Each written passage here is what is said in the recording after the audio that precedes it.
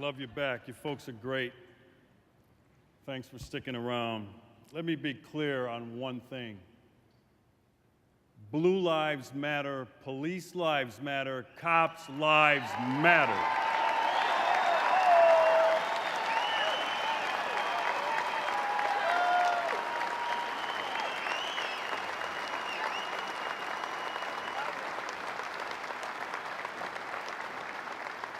And in saying that, a Phoenix police officer was killed in the line of duty. He died yesterday. He was responding to a burglary. He was shot by the perpetrator. So please keep him and the Phoenix Police Department in your prayers. Let me share something with you. I get asked often why I salute the audience whenever I speak before them. See, I'm old school. And in our representative democracy, elected officials are not sovereign. You, the people, are sovereign. And in keeping with military courtesy, it is incumbent on the subordinate officer to salute and render that salute first to the superior officer. So I see myself as an elected representative as a subordinate officer, and that's why when I come out to address a group, I salute you, because you are in charge, not the political class.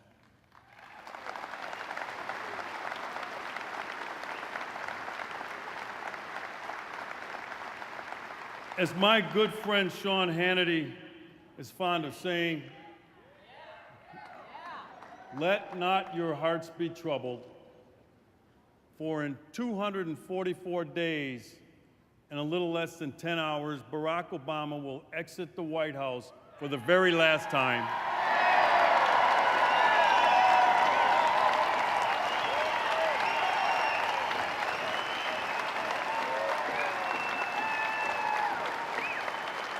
And finally, his reign of terror over your freedom, over your Constitution, and over your right to keep and bear arms, his reign of terror will be over.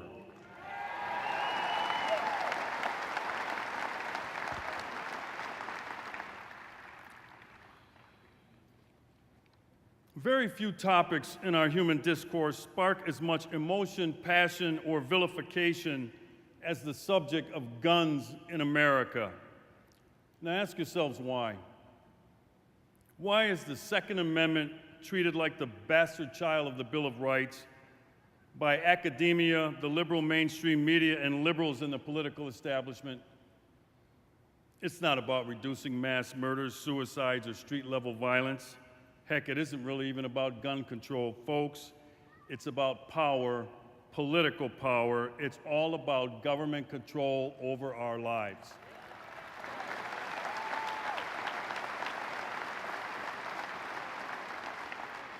These anti-gun bigots on the left realize that in order to grow a more centralized government, they have to defeat several powerful citizen-based organizations. These anti-gun zealots realize that to win a political argument, you need two things. You need a common enemy and a common language. And to the anti-gun left, the common enemy is the National Rifle Association, and you, its freedom-loving members. While the common language of the AGI, you know who the AGI is, right? The anti-gun idiots. See, to the AGI, the common language is that guns should be outlawed and only the government should have them. Gun-supporting advocacies like the NRA are our lobby on Capitol Hill and in state legislatures guarding our Second Amendment right 24/7, 365.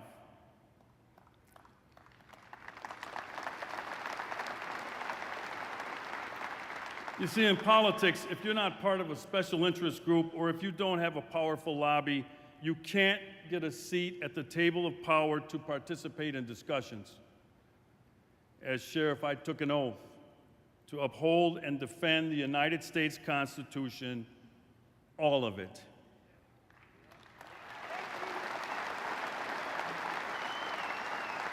The Constitution does not come a la carte, it is all inclusive.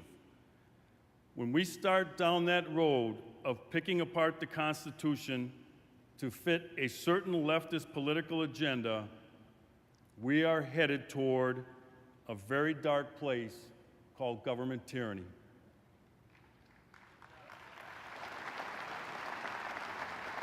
While there are so many attacks on our Second Amendment right to keep and bear arms, what's interesting is that this is a recent phenomenon.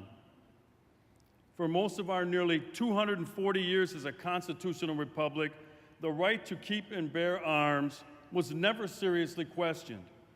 It has only been in about the last 30 or 40 years that this inalienable right has been challenged.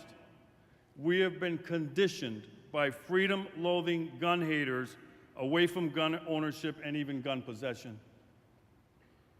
You can go all the way back to early man, where weapons were used against threats as a matter of survival and to provide sustenance for daily existence. Like everything else in life, technologies emerge, and thousands of years later, the weapon became a gun, a firearm, but the need to defend oneself against threats remained the same.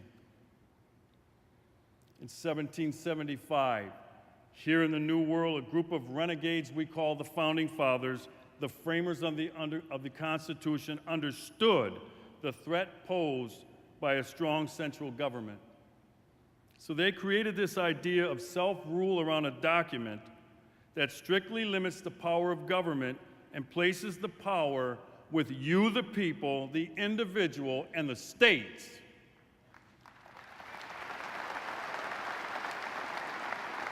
You see, they understood that government tyranny was a natural result of government, so they included safeguards.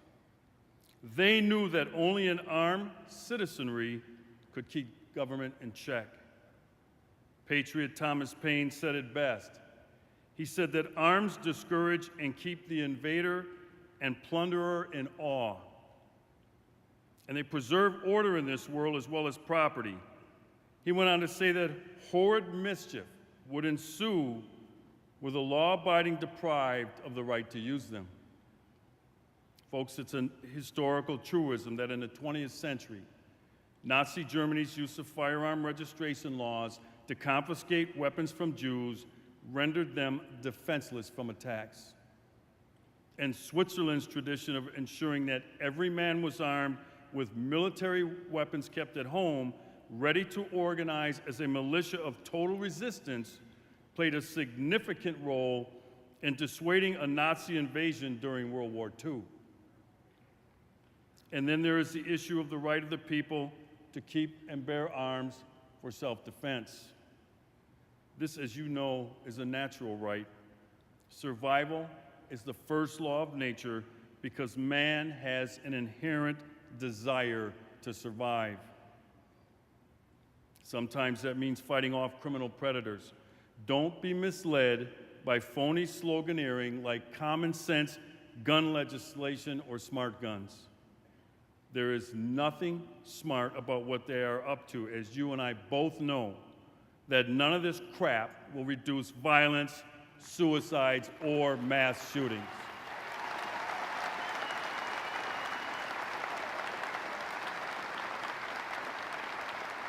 The people who believe this aren't working on anything smart. In fact, they are stuck on stupid about what causes gun violence, suicides, and mass shootings.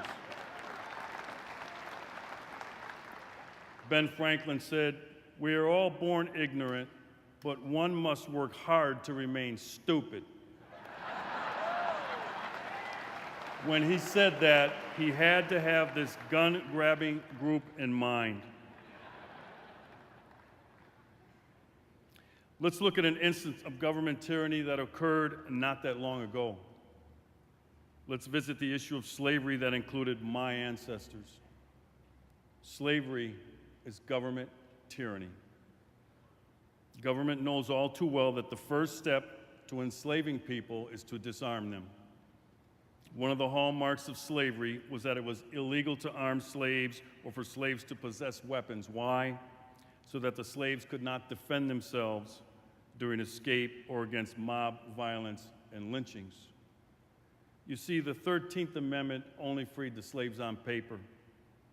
Only the ratification of the 14th Amendment, ordering that the Second Amendment applied to the states as well, allowed newly freed slaves to arm and thus defend themselves against ongoing mob violence, kidnappings, and lynchings.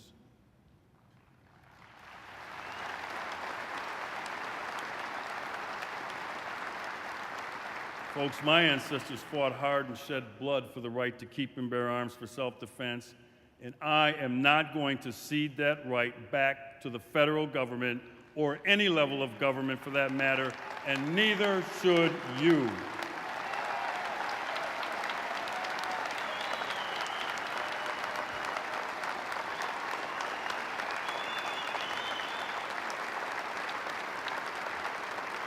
In closing, let's talk about the National Rifle Association. Today's society confronts us with many threats from criminal behavior. In fact, our criminal-friendly president spends his final days releasing violent career criminals back onto the streets of already struggling communities. He is the only president in U.S. history to visit a prison and tell killers and rapists and drug dealers that they are the product of a racist criminal justice system. Has this guy lost his mind? As my public announcements say at the end, you are the first line in your personal defense, not law enforcement. You always have been. But for the last 30 or so years, you have been conditioned away from that duty by having people simply tell you to dial 911. That might not be your best option. You all know Kimberly Corbin, our courageous NRA colleague who was sexually assaulted on the Northern Colorado University campus. This brave woman voluntarily shares the story of her horrific event so that other women do not have to experience what she did. You talk about courage. She found out that when seconds mattered, the police were not a 911 call away.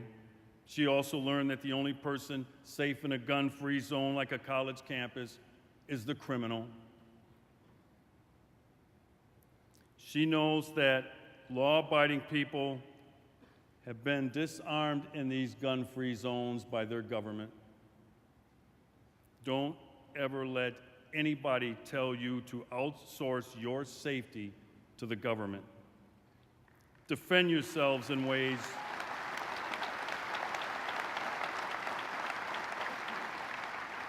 Folks, defend yourselves in ways more advantageous to you, and then dial 911. Your life may depend on it.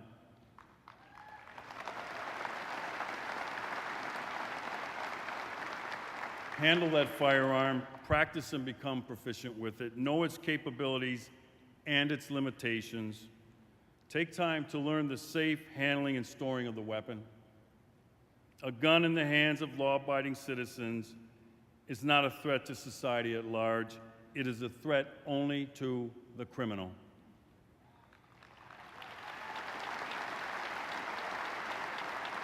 It is also a threat to an ever-expanding federal government hell-bent on obliterating your right to keep and bear arms.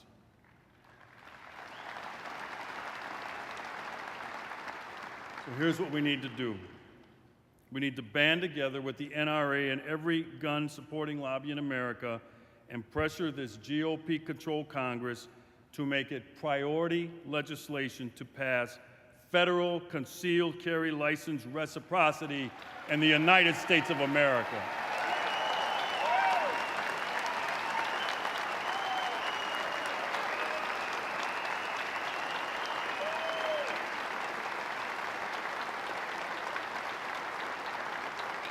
That's House of Representatives Bill 923 and Senate Bill 498, the Constitutional Concealed Carry Reciprocity Act of 2015.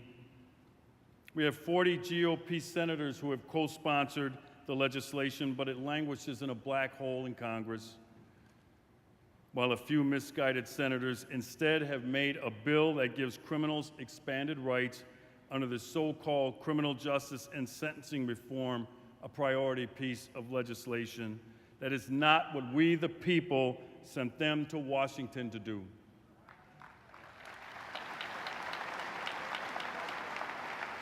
Just like a driver's license from one state is valid in every state, and a marriage license is recognized in every state, so must your concealed carry license be valid across state lines.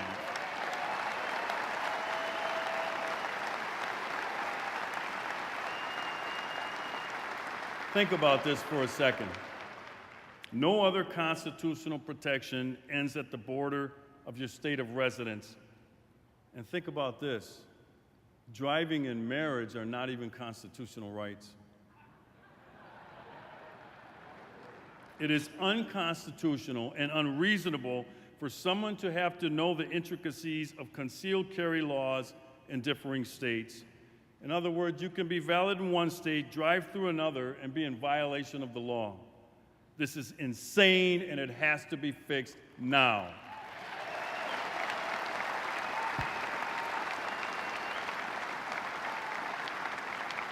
Call or email your congressional members now and demand passage now so that your Second Amendment right to keep and bear arms through your concealed carry license is recognized in all 50 states, just as the 14th Amendment did for the newly freed slaves.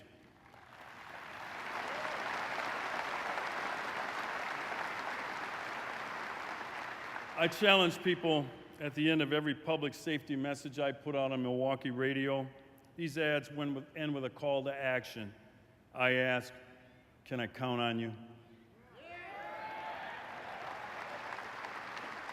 Thanks for being here in Louisville. Please renew or upgrade your NRA membership. I recently upgraded mine to patron level. Yeah, I put my money where my mouth is.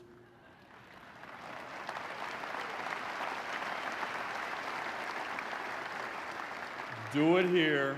The lines may be long, but that's an encouraging thing, because human nature being what it is, we go back home, it starts to fall on the priority list. We cannot have that happen. Do it here and do it now. Keep fighting. God bless you, and may God continue to bless the United States of America.